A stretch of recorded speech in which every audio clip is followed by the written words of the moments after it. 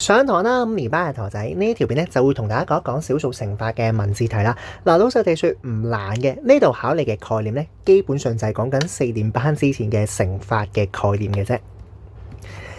但係都係嗰句啦，大家學咗乘法好耐啊嘛，2年班開始學，2、3、4、5年班你都學緊乘法，所以咧佢一定係勁陰濕㗎。佢啲題目呢一度咧就會去提定你，喂，原來學校會陰你啲咩位㗎？有咩位置你要注意，你就幫我記咗佢就 OK 啦。嗱，先嚟溫翻一個乘法最基本嘅概念先，我哋叫做一組嘅主角乘翻個組數。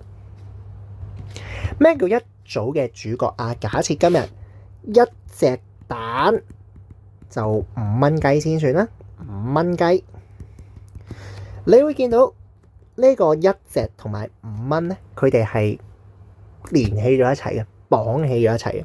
當我呢個一隻變咗做2隻嘅時候咧，個5咧就會乘2。一隻變咗做10隻嘅時候咧，個5就會乘10。哪怕個一隻變咗做半隻咧，個5咧就跟住乘一半，就係乘0.5啦，乘1/2咁樣。所以呢度有一個概念咧，我要強調多次，大家要搞清楚啦。就係咧，去到5年班啦，你唔好同我講，喂，乘法多啲咯，我咪做乘法嗱。記住，我哋唔係用多少咧去決定做乘定係做除啊。呢個概念咧要抌咗佢先。重點係今日你見到呢一個嘅句式一組嘅主角，我由一組變做 n 組，呢個 n 哪怕係多啲或者少啲咧，我都會係做一個嘅乘法，得唔得？好啦，問題嚟啦，學校可以點陰你咧？講到明得2個元素嘅啫嘛，一係咪會陰你個主角，一係會陰你個組數咯。我哋就去睇一睇啦，有啲咩位置你要睇題目嘅時候，同我極度小心，打醒12分精神咧。第一樣嘢，學校會考嘅概念咧，叫做量杯同埋磅。你要識得去用小數咧，表達佢有幾多升嘅水或者幾多 kg 嘅重量。呢度要考你嘅地方咧，其實就講緊轉單位啫。嗱，雖然我問緊幾多升啦，或者幾多 kg 啦，你大可以咧當咗佢係毫升啦，或者克咁樣去諗先。嗱，我哋正常去睇啦。嗱，3年班嘢啦，呢度500毫升啦，分咗做1、2、3、4、5、6、7、8、9、10，分咗做10格啦。咁即係每格會係50啦，係咪？咁你咪做翻個50去乘咯。1、2、3、4、5、6、7， 50乘7會係350 ml 先。嗱，但係如果今日用小數去表示嘅時候咧，記得我要轉單位咯。ml 細啲就會做除咯。再嚟，升同毫升嘅關係咧係1000啊嘛，3個0啊嘛，我哋就除翻1000咯，得唔得？除翻3個0咯，我哋就去褪咯。1、2、3，所以答案咧其實就會係等同於0.35升咯。好啦，去到呢度其實都係類似啫。你會見到呢個2 kg 啦，然後我哋嘗試用克去表示咗先咯。呢度你會見到咧，0去到1中間咧分咗做5格，1、2、3、4、5。我哋咪會1000除翻開5咯，因為1 kg 就1000克嘛，係咪？每一格咧代表200克，所以呢度會係2000、2200、2400、2600，會係2600克先。同樣道理轉翻個單位啫，克細啲做除翻1000啦，3個0啦，我哋咪褪3下咯，1、2、3。輸答案咧會係2.6 kg。呢個就係第一日考你嘅嘢啦。你要識得去睇量杯，要識得睇磅。好，再嚟第二件事咧，就係可能會叫你排小數，有時佢會撈埋喺呢啲嘅乘法入面考你噶。嗱，排小數溫多次之前嘅片咧就講過噶啦。嗱，假設今日俾咗4張嘅數卡你啦，我要喺唔使1零嘅情況，可以點排咧？嗱，基本技巧，你知道有4個數字噶嘛？你咪畫咗4條嘅線出嚟先，得唔得？畫咗4條嘅線出嚟先咯。嗱，然後視乎翻咧佢個幾位小數去標翻個小數點嘅位置。嗱，3位小數即係小數點後面要留3個數字啊嘛，所以個點咧會喺呢度。見唔見到留咗3個數字嘅？好，2位小數即係小數點後面有2個數字啊嘛，所以點喺呢度後邊留咗2個數字嘅。好啦，然後你就去排咯。好啦，最大嘅話我咪排最大先咯，會係7，然後400啊嘛。不過我要唔省略0啊嘛，點算好啊？0我唔可以擺最尾喎，0又唔可以擺最尾喎。個4可以擺最尾㗎，我咪將2個倒翻轉咯。所以咧呢度我哋將佢倒翻轉咯。所以最大嘅3位小數咧就係 7.004 咯。好啦，去到最細嘅時候一樣咁做啫。最細嘅你咪行先咯。我哋為0啦、0啦、4啦、7啦。嗱，留意啦噃，如果淨係個位係0咁，當然冇問題啦。但係10位唔可以係0啊嘛。如果10位係0，我會查咗佢㗎嘛。點算啊？又係咯，我哋又喐佢咯。0同4呢度又可以調位嘅，我哋咪調一調咯。所以最細嘅兩位小數咧就係 40.07 咯。呢個咧就係第二樣你需要去注意嘅地方啦，就會喺個主角上面陰你嘅。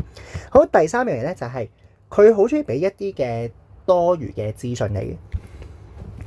嗱，譬如共用咗嘅時候，咁大家知道重點咧，我哋係要將用咗嘅乘埋，又或者節省呢啲咧，節省呢啲啊，係講緊慳咗幾多錢啊嘛，我就唔係講緊俾幾多錢喎。呢個字眼咧特別留意喎，即係譬如話今日一個蘋果10蚊，平咗2蚊，咁買10個平幾多啊？你係攞個2去乘喎，你唔係攞個8去乘喎，因為問平咗幾多啊嘛。咁呢啲主角位咧你要留意啦。俾多條好低能嘅題目大家睇下，蘋果同橙分別賣咁多錢，問你半打蘋果賣幾多錢？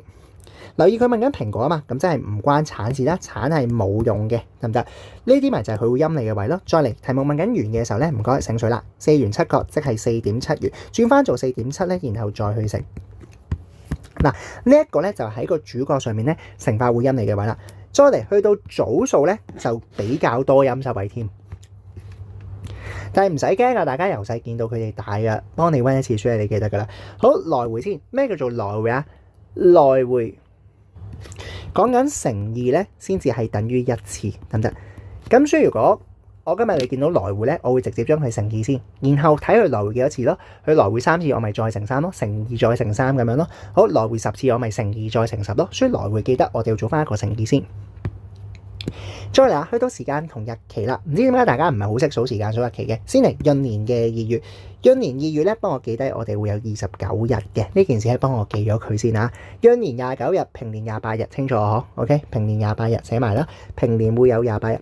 咁其他嗰啲越大越少咧，我唔教你數噶啦，你自己揾個2年班啦，你自己學校捉個2年班叫佢教你數啦，應該正常都識數係咪 ？OK， 就係咁啦。好啦，然後去到數日期嘅時候咧。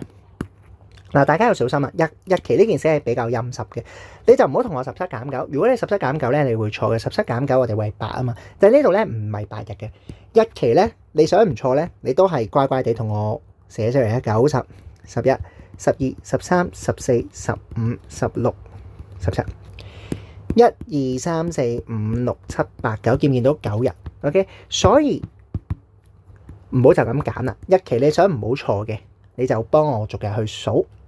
又或者可以記嘅，原來逢親減完之後你加翻1就得㗎啦，日期得唔得？即係我本身咪計到8㗎嘛，17減9係8㗎嘛，加翻1就 OK 嘅，日期要加翻1。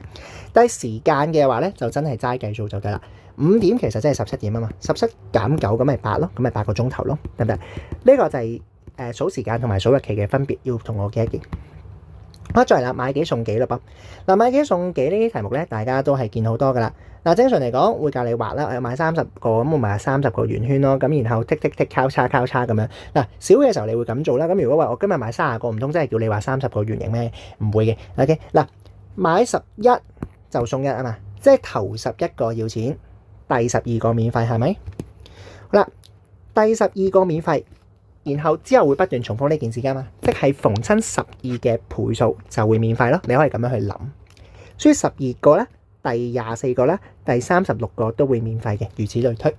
而家買30個啊嘛，第12個免費，第24個免費，第36個未買到㗎嘛，咁即係應該得2個咧係平咗嘅啫。所以呢度實際我要俾嘅錢咧就係講緊28個咯，明我意思啊？嗬。所以我哋唔使畫圖都得㗎啦，去到5年班，你諗下逢親第幾個係免費嘅，佢嘅倍數都係免費嘅，諗下有幾多個倍數就 OK 啦。好，第4條呢一個咧，我打2粒星先。積算問題難嘅，出親大家都中招㗎啦，但係多唔多出咧？老實地說又唔係話真係好多出嘅，可能難啲有效咧會比較常見少少。好啦，望題目啦嘛，5支燈柱，2支燈柱相距 1.8 米，咁第1支同第5支相距幾多米咧？咁樣。嗱，呢一個概念咧，其實有少少似上面數日期嗰個概念嚟嘅。好，你想象下先，1支燈柱、2支燈柱、3支燈柱、4支燈柱、5支燈柱。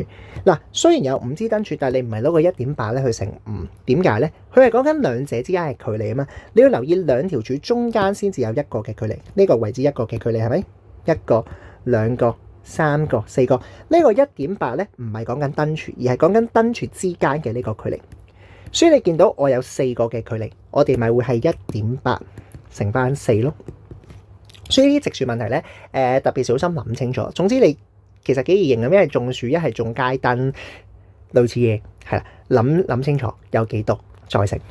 好啦，再嚟啦，第5個啦 n 打半咧，大家會唔識睇咩叫 n 打半？半打大家知係6啊嘛 ，n 打半即係 n 打加半打。所以譬如話今日1打半咪即係12加6咯，2打半咪即係24加6咯，如此類推啫。呢個要知道。好，再嚟啦，加倍呢件事咧，我又打一粒星啫。學校真係少考嘅，老實地説，但係學埋佢咧唔係話好難嘅。嗱，大家平常咧會聽人講過，喂，我多你1倍。咁咩叫多你1倍啊？1倍咪即係冇變過咩咁樣？嗱，例如咩叫多你1倍咧？多你1倍就即係2倍，多你2倍就即係3倍，多你3倍就即係4倍。你會發現咧，永遠佢哋之間個關係咧會差咗1嘅。舉多個例子，譬如話咧，我哋6除3等於2先算啦。我可以咁樣去講嘅咩？6係2嘅3倍，又或者咧6比2多2倍。得唔得？你會見到咧少咗1嘅，再嚟啦噃。譬如話8係2嘅4倍，